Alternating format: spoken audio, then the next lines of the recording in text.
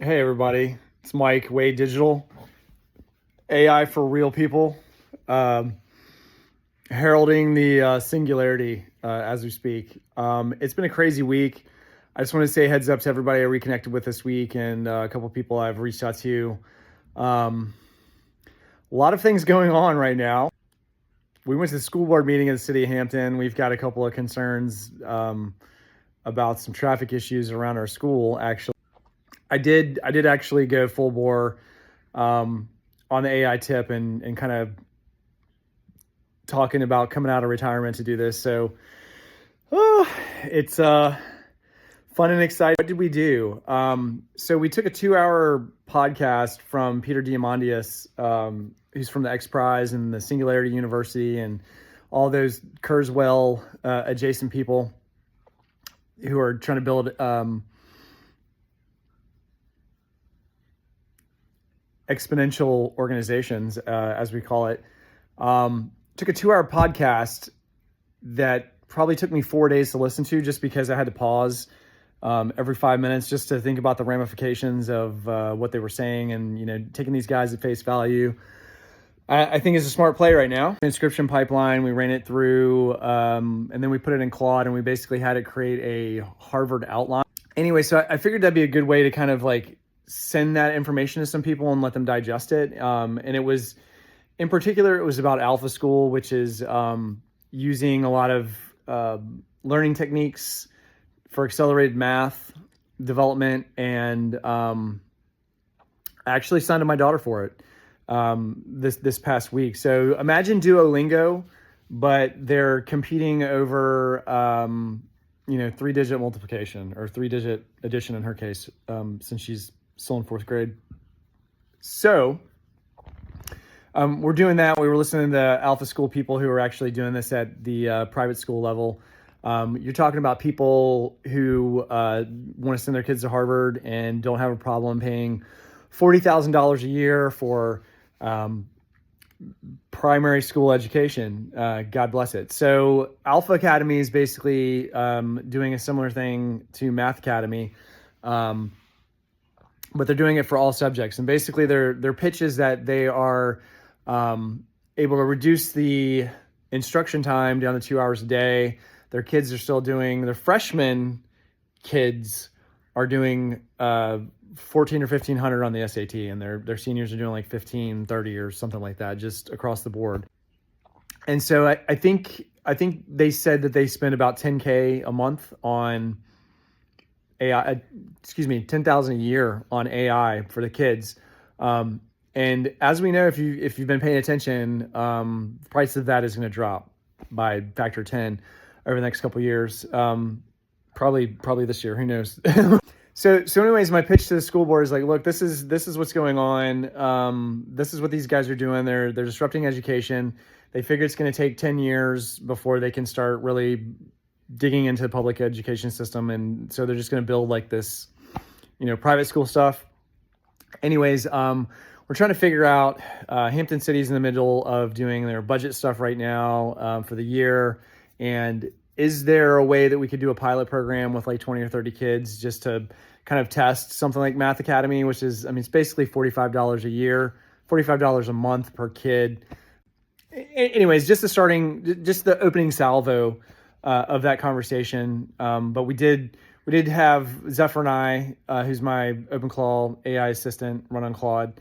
My assistant and I put together a one-pager that we put up there that we handed out. That basically had a link to this 2-hour podcast, link to Math Academy, and then a link to the outline that we did. And so I thought that went really well. So we've been processing a lot of these long podcasts are actually a lot more digestible when you can read them in about 5 minutes in an outline and kind of dig into places in the transcript where you really want to dig into, and we're having a lot of fun with that. I actually got sidetracked on some veterinary issues here in the house, and so we're considering like 3D printing and robotics now. True story. Give you an example of what's going on here. So first example is the security system that my wife bought on Amazon a couple of years ago.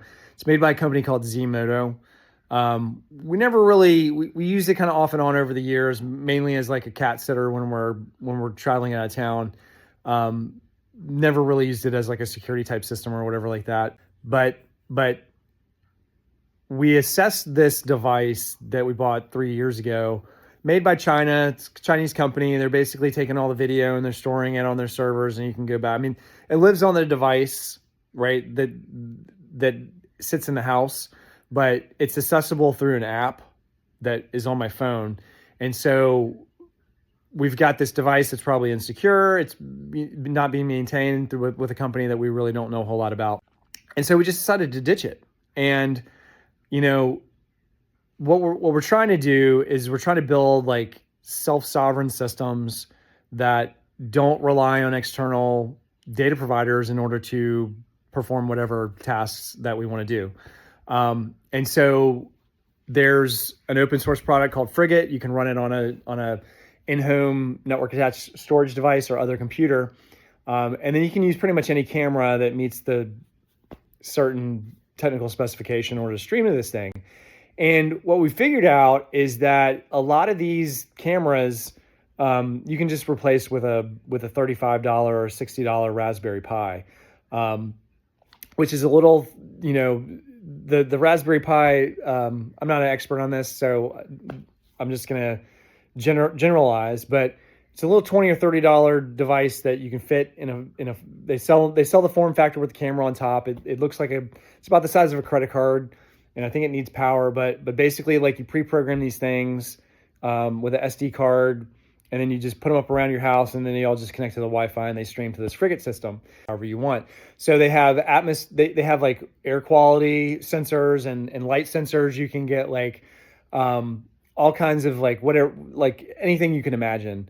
They're very small. They can't do a lot. So it's like one Raspberry Pi per device or whatever. And so we started designing this entire system to like monitor the cats because of their health problems. So like a collar with an air tag on it or something similar. There's a sensor that you can plug into one of these Pis. So we'd have like, we don't want a camera in any sensitive areas where like we might have a litter box in a bathroom or something like that. But we need to know like when the cats have used them or particular like which cat has used it, because we're trying to monitor like who's sick and who's not. And so we designed this entire system where we have like an internal cat monitoring system to see who's using which litter box and that kind of stuff. And it's like we can do that instead of relying on these, foreign companies that might be spying on us and doing weird things with, these devices and these apps that they're making us install so that we can have like, automatic cat feeder or something like that. We actually deep dove into like automatic cat feeders today because again, my cats are sick. And so there's like, just went down a deep rabbit hole of like 3D printing and RFID sensors for their tags. And yeah, it's just crazy. Robotics, the whole gamut. We ran it all down today. Best time to be building. There's a huge opportunity. The world is going to be disrupted, and there's a huge opportunity to take the lead on that and to kind of push towards where we want to be in the next in the next 3 years. And yeah, so some money. I think now's the time. Grab the low hanging fruit. Help the boomers. Help your friends. Really think about investing, some of these skills, learning this technology, using this technology. If you're not using it, you need to ask yourself why, and then tell me why, because everyone I know that's listening to this right now needs to go download Claude, needs to put it on their computer, co-work, connect it to your document folders, connect it to your Google Drives, connect it to whatever you're using, and just start tinkering with it. And I know, oh, Mike, I don't have time to tinker. I'm so busy with my life. Let me do that again. And I know a lot of you guys are saying, oh, Mike, I don't have time to tinker. I'm too busy like washing the dishes or like doing this or doing that. And I'm telling you, use this thing to solve those problems. We got a lot of stuff going on. And again, I just wanted to say hi for this week and just wish everyone well. I'll see you next week. Keep tuned, and we'll see you next week.